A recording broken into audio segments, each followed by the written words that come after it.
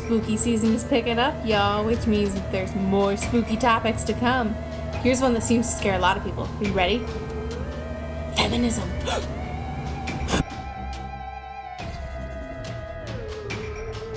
The Heidi Chronicles by Wendy Wasserstein is considered one of the first feminist plays to hit the stage. With the first performance being in 1988, we were finally seeing a woman's work on stage being represented. She was also one of the first women playwrights to earn both a Tony and a Pulitzer. Once again, we have a slice of life play as we follow the main character of Heidi Holland and her friend Susan as they mature from young girls in high school into women out in the world. The main relationship that is tracked throughout this performance is that of Scoop and Heidi. Scoop is the stereotypical idea of masculinity and the male ego, and he manages to seduce Heidi at a high school dance, and they have a mutual agreement of loving each other but only ever sleeping with each other. I get it, commitment's kind of a scary word. Heidi and Susan grow from young girls into women who are fighting for their rights and recognition in the world. Heidi specifically advocates for women in art as she's seen lecturing about forgotten women artists throughout the entire play. They each come into their own brand of feminism, much like women today come into their own forms of empowerment that are individual to themselves.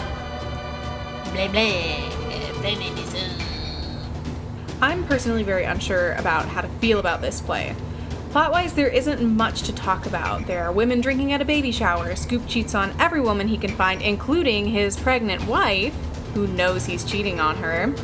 And then Peter becomes the iconic gay character that gets the short end of the stick and doesn't really have much of a purpose other than to be Heidi's confidant in the end. So everything that happens is more symbolic than related to the plot. From the lens of second wave feminism, this show probably received rave reviews, and it allowed women to see themselves on stage as more developed, diverse, and intelligent characters that got them out of that ingenue box. Heidi became a single mother, adopting her own child and balancing her career, and Susan became successful in her own right. Women in this show are actively defending their causes and building each other up to do so. Almost every character realizes that they can live their own life to be happy and do their own way and live how they want, even if it defies the social norm. However, with the current wave of feminism that we have right now, this play is a little bit hard to digest at times. Equal rights. It's very obvious throughout the show that the women are middle to upper class white women with little to worry about in the consequences of their actions. The female characters weren't very motivating to me personally. Heidi did have some relatable moments, but overall I struggled to identify with many of the women. Instead, I found myself looking to Peter. I was very frustrated with the way he was treated throughout the play. He was referred to as "you people," and multiple times it was said that, oh, he'll change to love Heidi in the end, especially because he likes children. Oh, he'll change. No, doesn't work that way. I don't think so.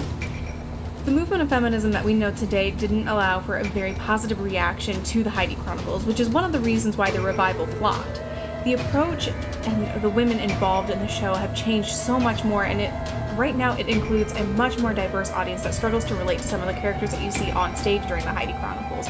Of course, there are moments that you can identify with, but overall, you're kind of lacking in the diversity department there. Personally, I did enjoy the comical parts of this show. There were some moments that were kind of funny with the intellectual banter between Heidi, Scoop, and Peter. Overall, I think that the Heidi Chronicles is a good stepping stone to bringing feminism and more strong female characters to the world of theater.